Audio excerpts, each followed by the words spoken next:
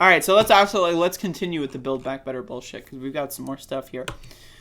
So Bernard Sander says that he wants to force the vote on the Build Back Better Act and force Joe Manchin to vote against it. And so that's what that I support that, of course, because if Joe Manchin's going to go on Fox fucking News, I want to go on Fox News, right? If Joe Manchin wants to go on Fox fucking News to talk about, I just can't support this bill, I just can't do it, I'm Joe Manchin, look at me, right? If he wants to do that, he should be able to do that on the Senate floor and vote no, so that we can see this bill fail.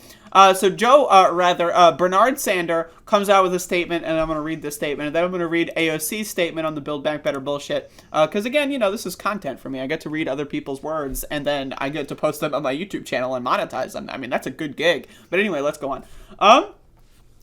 If Senator Joe Manchin wants to vote against the Build Back Better Act, he should have the opportunity to do so with a floor vote as soon as the Senate returns. He should have to explain to West Virginians and the American people why he doesn't have the courage to stand up to powerful special interests and lower prescription drug costs. Expand Medicare to couple down. One thing I agree rhetorically with progressives and Bernard Sander going out there saying all the good things to the bill, but again, this is the watered down bill. It was originally going to be $3.5 trillion. That's what the president originally signed off on. This is the watered down version. Now again, is it better than nothing? Yes. But the $3.5 trillion, that should have been where we're at. But again, Joe Manchin, he wasn't going to support it anyway, right? So basically, let's assume somehow this passes, right? It's still half of what it was originally, and Joe Manchin came out on the radio saying he wasn't going to support it either way. So that's a problem. So blah, blah, blah. He should also have to explain why he is not prepared to demand that millionaires and large corporations start paying their fair share of taxes.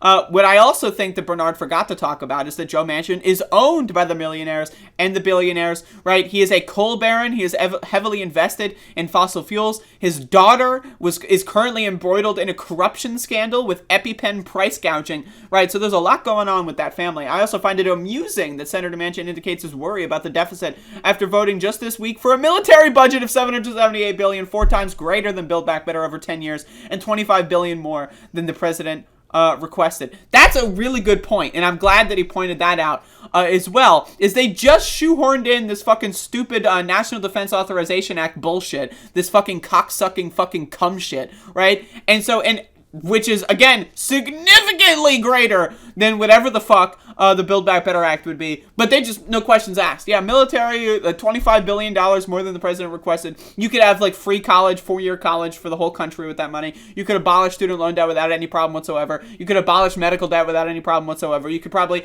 fund broadband internet access to everyone in the country, right? But nah, let's just give that to the military so they can buy a fucking gold toilet and their fucking stupid military base that shouldn't exist in somewhere in the Middle East where they shouldn't even be in the fucking first place, right? So that's great. I'm glad that he mentioned that. I've had a lot of coffee this morning, so I apologize if I'm speaking a little fast, but let's read what AOC has to say.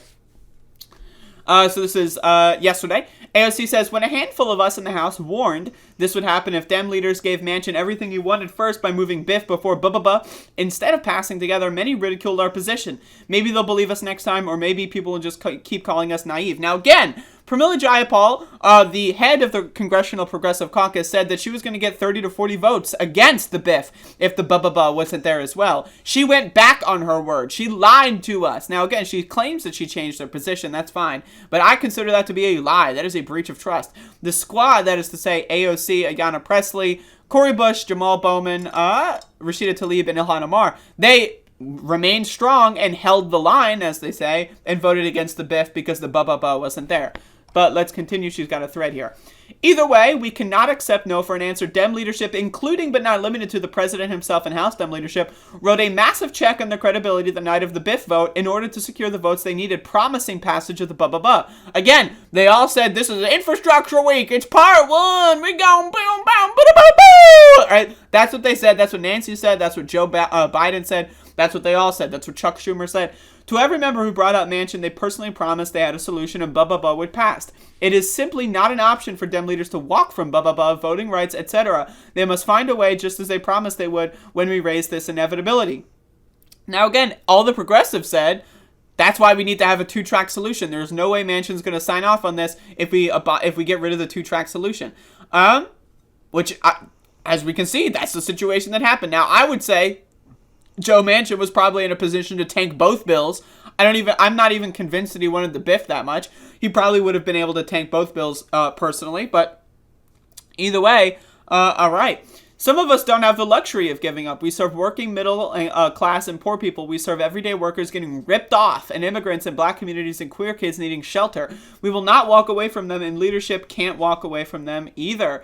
People can be mad at Manchin all they want, but we knew he would do this months ago. Again, if some stupid fucking bitch in her bedroom, that's me, I'm the stupid bitch, knows that Joe Manchin's going to do this, like literally in March I was telling you this shit, and somehow the President of the United States didn't know that, and somehow what? Somehow that the president didn't know? That's strange. Where we need answers from are the leaders who promised a path on blah if Biff passed.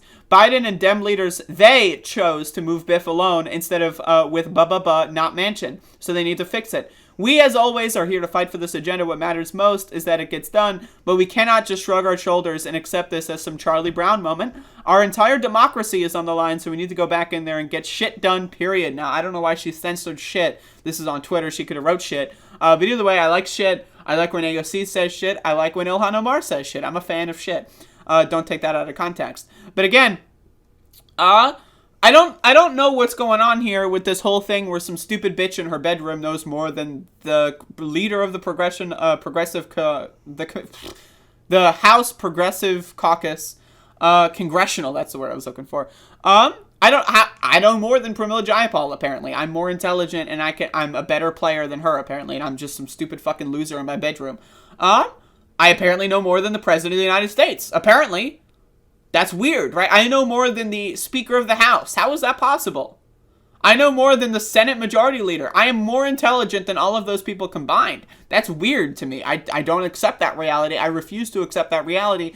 There is no way that I'm smarter than these people because it doesn't make any sense. Why am I sitting here in my bedroom with like fucking 40 viewers or however many I have? Yeah, 40 viewers. Why am I sitting here with 40 viewers and they're in the House and they're in the White House and they're doing all this stupid shit? They're in the Senate Majority Leader. Somehow I'm smarter than, like, that's just proof that a meritocracy doesn't exist, folks.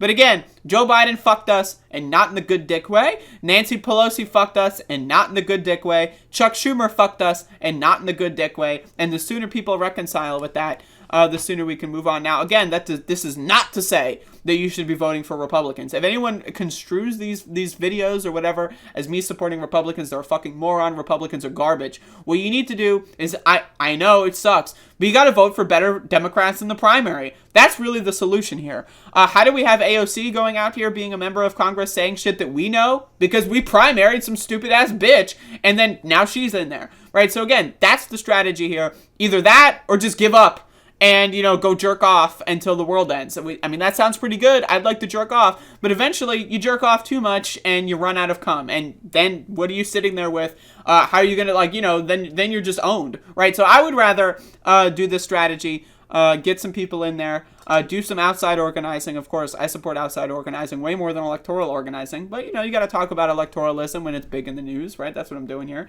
But anyway, that's my opinion on the Biff and the Bubba. And AOC and Bernard have the correct take, along with Ilhan and Ayanna Pressley, and as well as the rest of the squad. They're out there doing their own stuff. I just haven't seen them on TV, or I haven't seen their tweets yet. But anyway, bada boom. There you go.